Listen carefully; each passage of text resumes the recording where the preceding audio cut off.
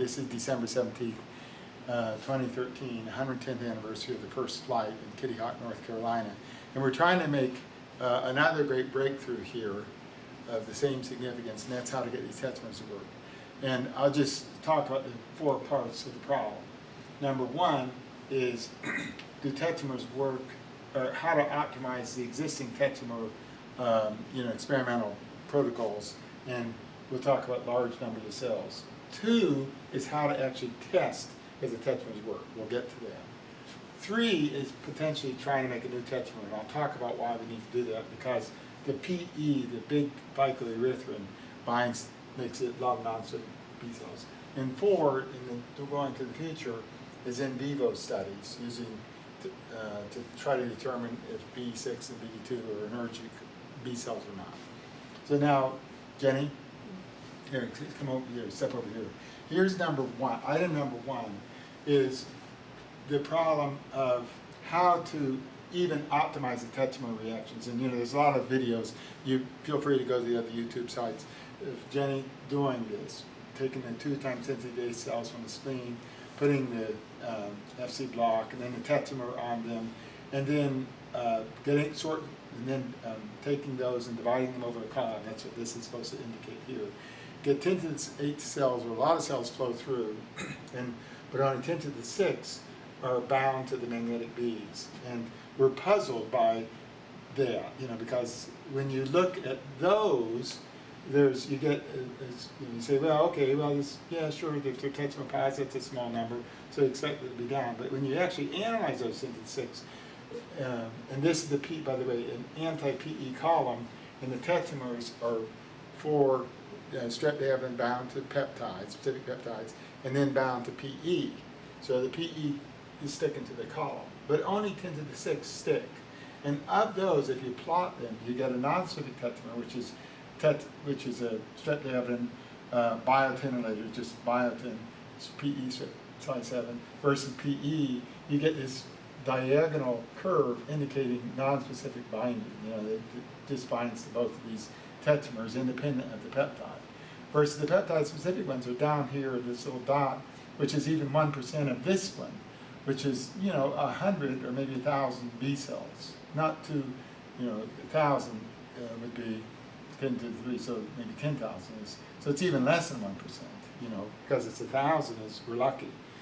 Now the thing is look at this. Here's a close-up of a tetramer here. A tetramer is streptavidin with no peptides, that's this one, or with little peptides. That's 600 amino acids, 60 kD. The PE is 3,000 or 300 kD or 3,000 amino acids. So you can see that this is a very large sticky molecule, this PE. So that is what's going on here. This PE is sticking to a lot of B cells. And then of course they would stick to the column, which is anti-PE columns. So I believe that is a major obstacle here. But still, if you do this incubation with the tetramer with and without specific peptide, that is these little squiggles here to block it, you do get a disappearance of the specific B cells. So given that, the next problem is how to determine if these cells really are specific. And we talked about different ways to do it. But they all boil down to sorting, to going to the Faxoria, sorting, and getting these versus an equivalent number of non-specific ones, or maybe these down here, but getting non-specific or specific. Maybe there's only 1,000 or 5,000, whatever number there are, and then do different things. One thing would be, as I mentioned before, premix with the peptide to show the specific ones go away, but we'll do that in the experiment. Another thing, of many different ways to sort and culture them. Hal Lee thought it might be good to dilute with non-specifics, so that's one thing to do. But we got to get rid of the bound tetramer, then restain it. So third way though is to do culture, and that's what we're going to do. Take these specific ones. If they're really the 1,000 that are peptide specific that are in this in the spleen, that ought to be very potent at producing the antibodies and being developed on an ELISA spot. So that's what we're going to do. We're going to take those sorted and unsorted, 1,000 each, and put them on ELISA spot plate, half of them on an ELISA spot plate, and then the non-specific on another similar well.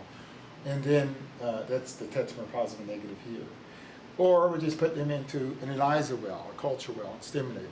Now, and then we come back and see if the tetramer positive ones really are producing a lot more antibodies. And now, how to stimulate them? We don't want them to die. So we may incubate them with T cells, LPS, CD40. But we decided, or the specific peptide, we decided a combination of CD40 and LPS to be best. If we put the specific peptide in, it'll block the later binding. So that's the story so far with this, and we think we have a way to verify that, and that may lead to the finalizing the first paper that is about how B cells are equivalent in BD2. The numbers are the same in B6 and BD2, but they're more reactive in BD2. Right, Jenny? Right. Okay. So now the other thing, though, is, getting around this PE problem, and that's for the, I think the multi-antigenic peptides, but basically, you can have a company synthesize, these little peptide bits that are stuck to SA, which is big, and even worse, stuck to PE, which is even bigger. We think that's binding to B cells non-specifically. So one way to get around that is get rid of all these big molecules here and just have the peptide be the dominant component. So these are about 15 or 20 amino acids, these peptides. So hook 3, 4 together to the equivalent of the tetramer. Maybe they can put more together. As I saw it, they had a lysine with a lot of these things, like 8 of them. So you can imagine now they're free to bind to the immunoglobulin on the surface of the B cell and bind a lot of them in a multivalent way. But you can design the linker and lysine linker, and then you could, for example, if you just want to stain the B cells, we talked about doing that with confocal imaging. You can just put a brilliant violet or another dye on their Alexaflor dye, and then you can just image it. Or you can have them put a little antigenic component. I think arsenate, but some little component that there's a B cell antigen, or we can make an anti-B cell to, and then you can get an antibody and bind to that, and then that can bind to a bead. So this is stuck to the bead, the multivalent peptide, the multi-antigenic peptide is bound to the B cell, and that's linked to small molecules, and then it starts to get into molecules that it's familiar with, such as immunoglobulin and so forth. So either way, developing this type of a technology is a new approach, and something that would be useful to do.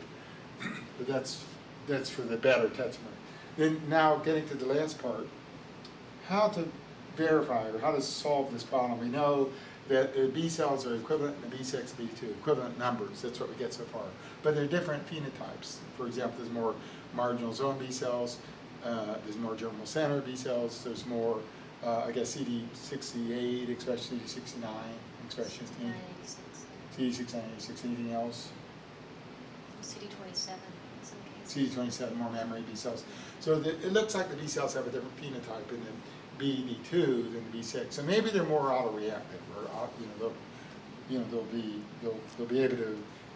They're less tolerogenic. They're not anergic. So how to test that? So there's two ways. One way, of course, is in vitro. So again, we take the B cells, and we're talking about the spleens. We're talking about purifying the B cells. That's what this is about.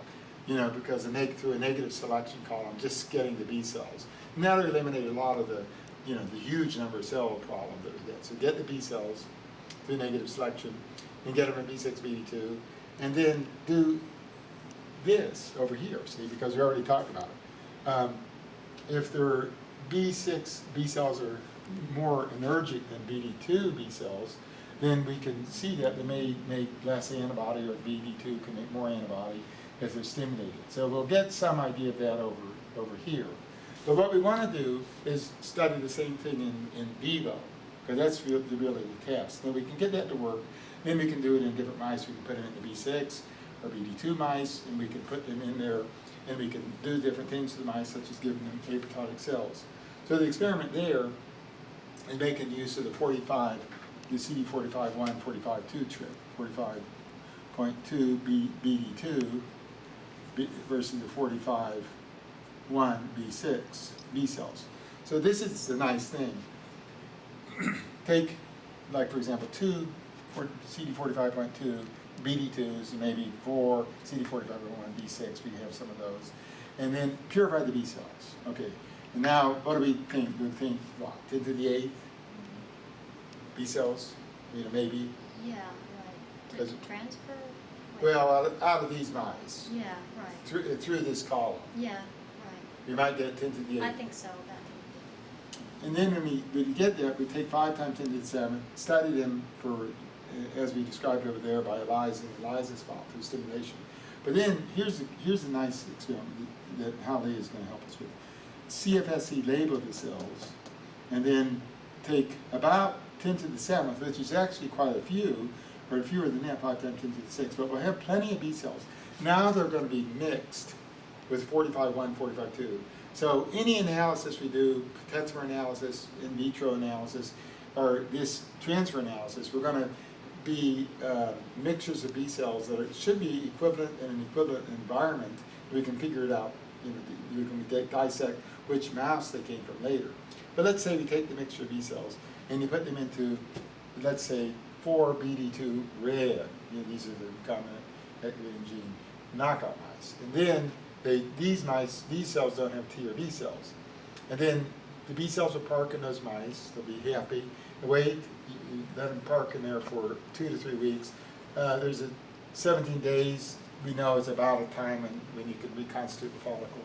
But once the B cells go into the BD2s, these could be B6s too, to test whether BD2 or B6 environment makes a difference. But let's say we put them first in BD2s. Then we put them, and then we do different things to the mice. One is nothing. We can put apoptotic cells in some, periodically. We can put peptide 1. We did this. We can actually immunize with the antigen-specific peptide 1 or 2 that we're going to later use for tetramer analysis. And then wait a while. We can do this at different times. And we can actually add T cells.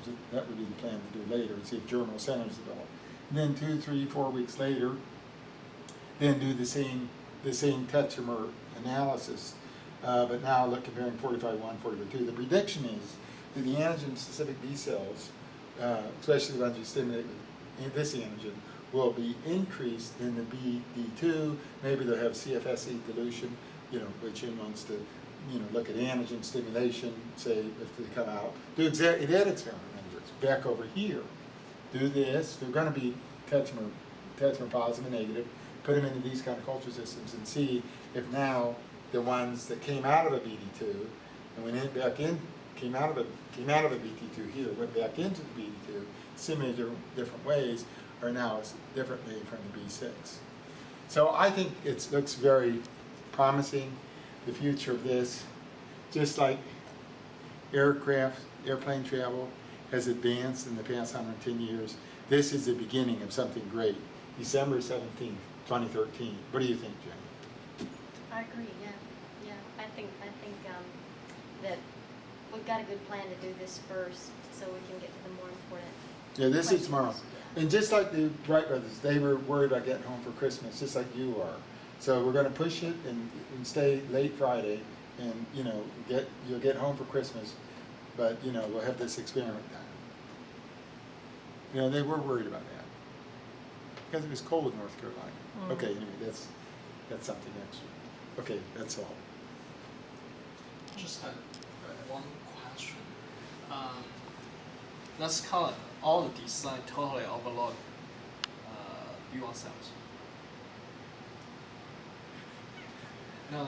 Just I'm not sure what. Probably you guys not feel interested, but I'm just wondering whether the least B1 cells, whether you can see. What do you think about B1? Alteration. That's kind of like B cell population get focused by any group, lots of groups that study autoimmunity. Okay, Hadley is usual. His brain is going to 22,000 miles If you an do hour. any transfer, also you only look at cells in the spleen, the B cell in the spleen. What do you think of B1? Is that later? I think so later. Yeah. Like IL-6, intracellular IL-6? No, pretty simple. You brought that up. Just pump, basically pumps, like 2 weeks pumps. You give cold water, wash that peritoneal cavity, and then keep for once a week for like 2 weeks, and those B beyond cells are gone. Okay, Holly, that's the next experiment you can help Jenny with. All right, that's it for December 17th.